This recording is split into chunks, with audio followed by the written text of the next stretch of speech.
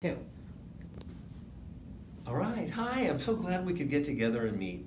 So today, what we're going to do is we're going to have a roadmap. We're going to see what this whole process looks like in buying a house. We'll take about 20 minutes to do it, and we'll answer your questions as we go. And then we'll look at some houses online, and if we can, find some houses that we can look at, and we'll go look at some today. How's that sound? Great. Sounds great.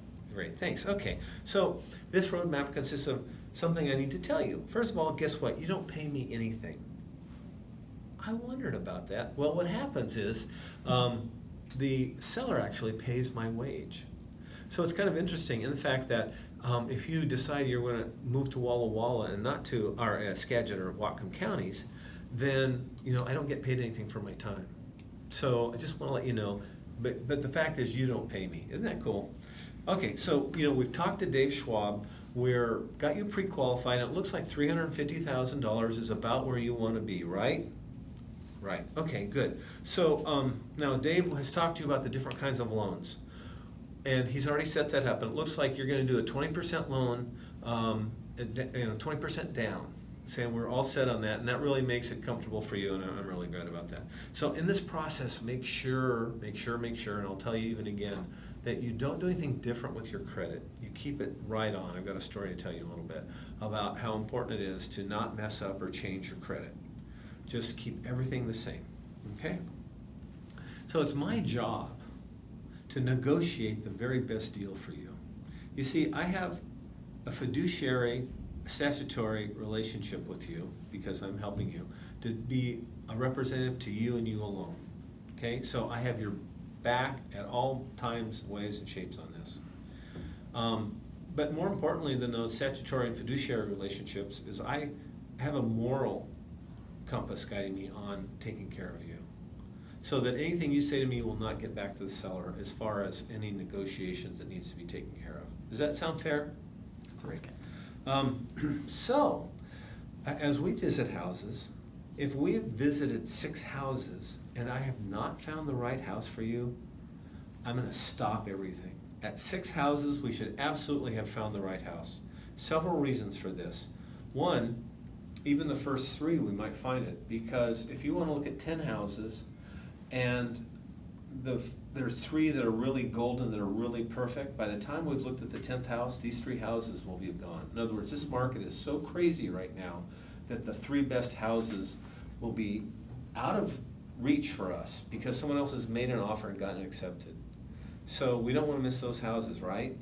So let's go forward and do the right thing. So I'll be able to coach you along the whole way on this. So that's kind of what the current market is. It's called a seller's market. Right, the price is 3 years ago we could negotiate and say, oh, let's give them $20,000 under price, under the list price. Right now it's very tricky. We might even have to get into offering over the list price. And again, I'll coach you through that. We'll analyze the situation and find out all we can from the other agent, who's the listing agent, to make sure you get the house that you love. Okay. So, oh yeah, by the way, at an open house, when you go to an open house, and I encourage you to go to open house without me, if you want. But when you walk in, just say, hey, I'm working with Don Hale at the Don Hale team. And it's a courtesy to them. Because when people walk in and say they're working with an agent, and I have an open house, I really appreciate it. So please do that for me and for yourselves. So if you see an open, a for sale by owner, call me first. Usually they're overpriced, and it might be like a 6-bedroom house and you don't know. And get me involved right away. If you see one, just call me on it. Just right then, and I'll call them up. The other part is sometimes they don't give me a commission and I have to negotiate for that. And for all this work, it's right for me to get paid, right? You wouldn't work for nothing. So that's another factor in it. So I negotiate with them on that fact. If you run into a short sale, I won't get into it now, but if it's a short sale or says it's a short sale, we got to say no to it. It can take 3 to 6 months to finalize, and it's just absolutely frustrating from all ways, shapes, and forms. All right, does that sound fair? Okay, so by law, I have to give you the real estate pamphlet. Please read through it at your leisure, and if you have any questions, just call me or text me, or we can talk about it when we meet.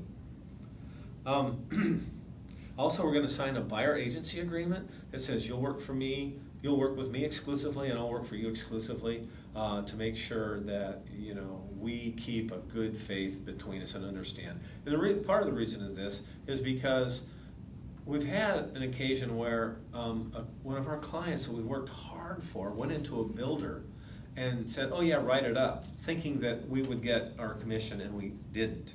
So it's only fair, right? So we're going to work on that.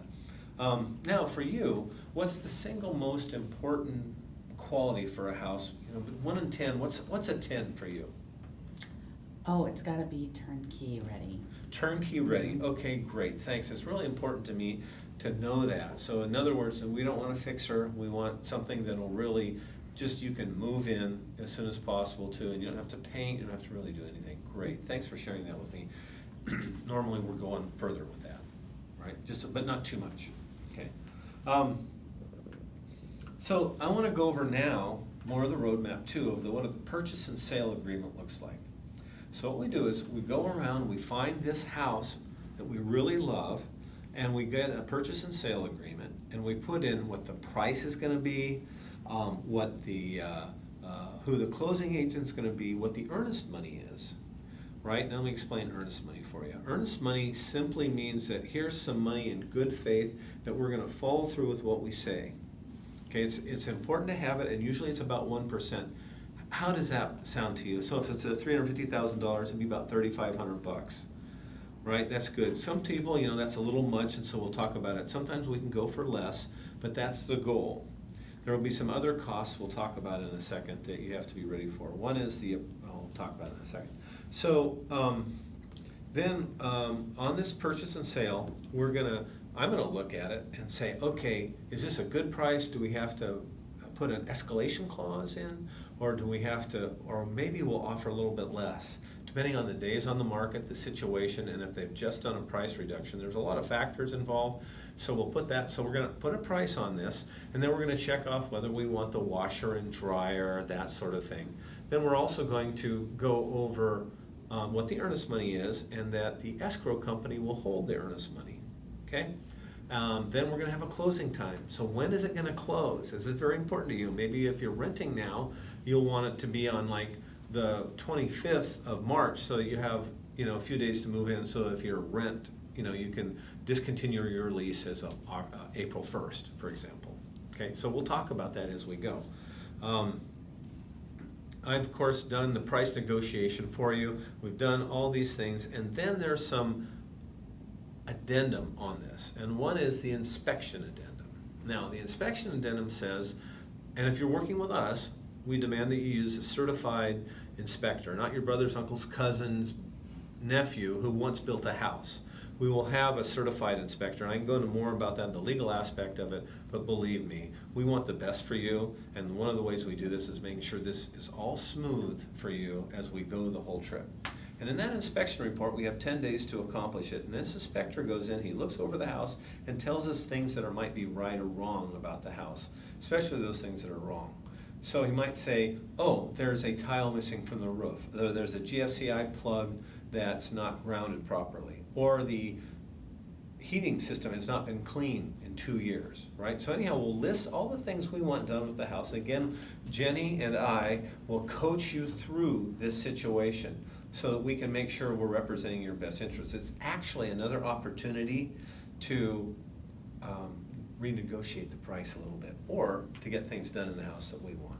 Okay, does that make sense? Mm-hmm. Great. So don't worry about that. We'll go over it in lots of detail when it comes. Another one is the is a financing addendum. Now, the financing addendum is a tricky little bugger because so many things can happen. Again, I told you during this process that if the bank refuses to loan, we have a pre-approval letter from Dave Schwab, but if the bank does not go through and checks your credit one last time and there's something funny about it, it could mean you don't get the house.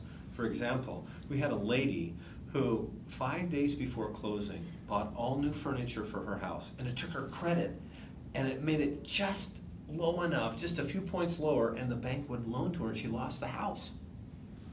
Oh my gosh, right? So be very, very careful. Listen to Dave, but don't do anything different with your credit. If you pay $500 every month on your credit card, keep doing that. don't pay off, if you have extra cash, don't pay off a debt unless you've talked to Dave about it, right? So just be very smart, very careful with it.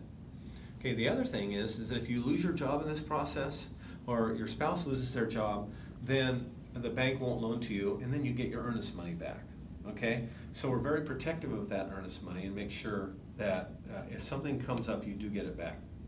For example, in the inspection period, which I forgot to tell you about, was that if we decide there's too many things to fix in the house, we can say we no longer want to buy the house because there's too many things to fix, and please return our earnest money, and you'll get your earnest money back, okay?